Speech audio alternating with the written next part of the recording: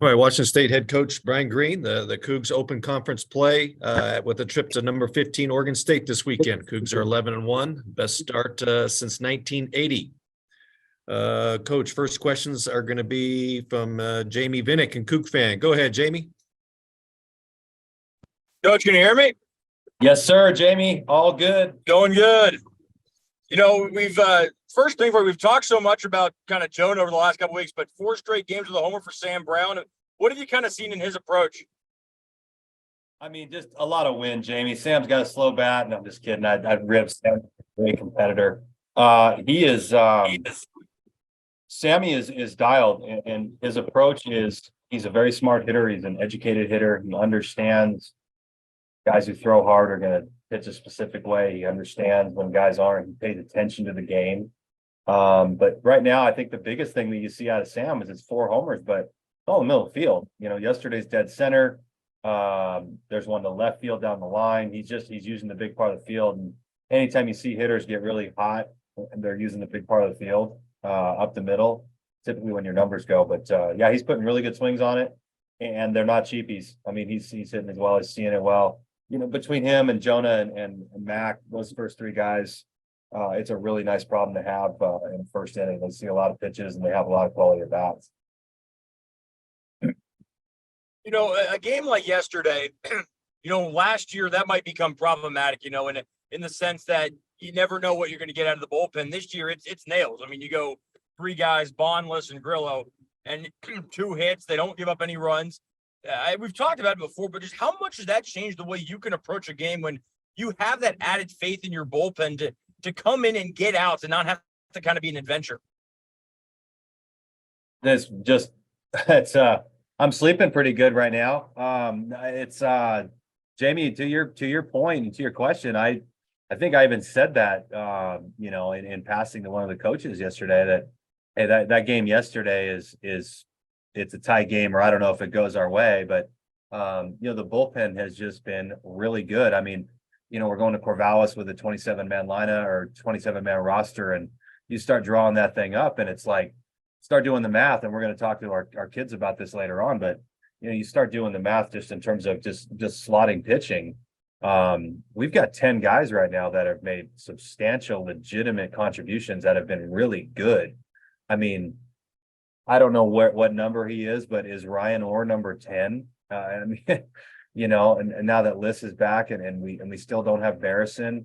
You know, Farland hasn't gotten a lot of opportunities, but I mean, our pitching has been really good. Our starters have been good, but you know, it's like, can you just get to the 5th? And if you do, you've got Vaughn and Jones and now Liss and Orr, and get it to Grillo, Connor Wilford. I mean, these guys have been just really good. And I think the biggest thing that we're experiencing right now as we head into conference play is just that our guys, our team first right now, you know, we're winning, so everything's great, but our pitchers are very satisfied with their roles. And I think a lot of that has to do with the fact that it's very competitive. So if you get on the mound, you're going to be happy with that. And right now we've got 10, 11 guys doing that on the mound.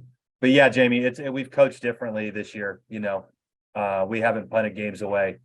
Our offense has been really good, but also we know that because we have a tough group of kids at the plate, if we're down 5, we can put in a real reliever and keep it there and see if we can get back in this thing. That's been really fun. Grant, Hawk, and Caden this weekend, I assume? Yeah, those 3 still. We're going to do one more thing today, and then we'll let it out tomorrow. We're just, you know, what's the order? But yeah, those 3 guys will go. Not sure the order.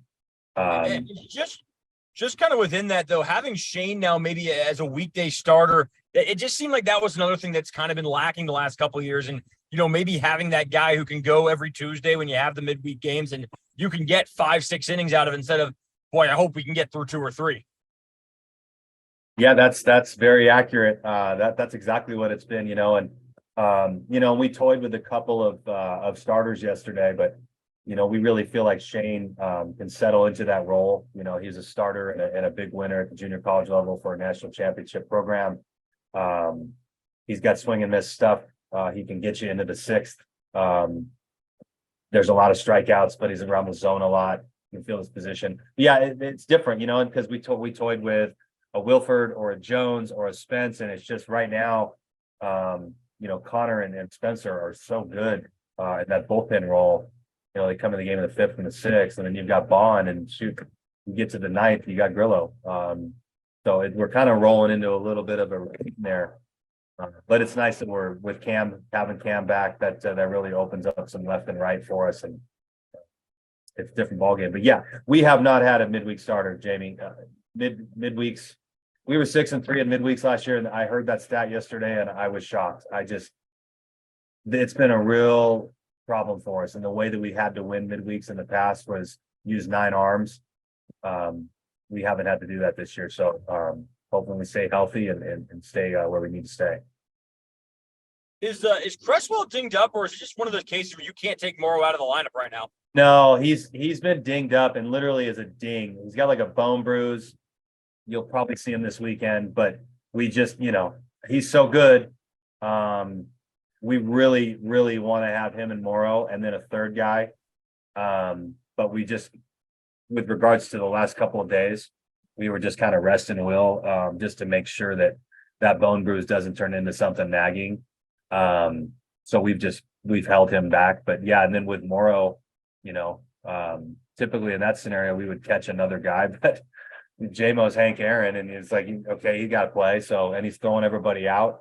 So we just kept playing him. He's just, he's playing outstanding baseball, and really happy that he's in the program. He was a big recruit for us over the summer. Last one for we've talked about the depth so much this year, but you really look at the last couple games, and games where you don't have Harvey and you don't have Fuchs in, and we're talking about guys with over 400 OBP, Harvey hitting 380, and you're winning games and you're putting up runs. I mean, how much do you think that alone speaks to just the incredible depth you have, where you've got 2 legitimately good Pac-12 hitters, and you have to find ways to get them in the lineup? Yeah, it's it's a good problem right now. I think a lot of things are going to come about in Oregon State and Corvallis this weekend, but we like our club. We're old, and the thing that starts separating our program, or not our program, but just in terms of this year's team, is is you have to be able to do those things. You have to be able to get a bunt down. You have to be able to steal a base, or pick a pitch, or have baseball IQ. Go backside when you need to, and those guys are very fun to coach. They've got a lot of experience. They've got a lot of winning experience. They're smart baseball players with real baseball IQ.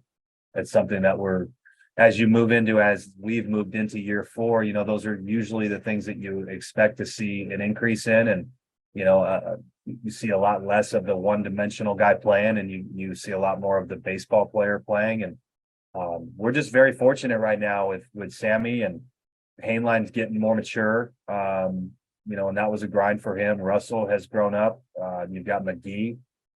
Cresswell's got a high IQ, and then Fuchs and Harvey are very, very high baseball IQ guys. They're always in the middle of everything, and it's been fun. I mean, the 27-man has been a real challenge. We'll have one more practice, and then we'll declare that after. But it's the first time in 4 years that a good player is not going to be going on a road trip, and that's we're happy about it. But it's hard to get in the lineup right now. Awesome. Thanks, Skip. Good luck this weekend. Okay, thanks, Jamie. All right, Skip, that's all the questions we have. Good luck this weekend in Corvallis. Go Cougs.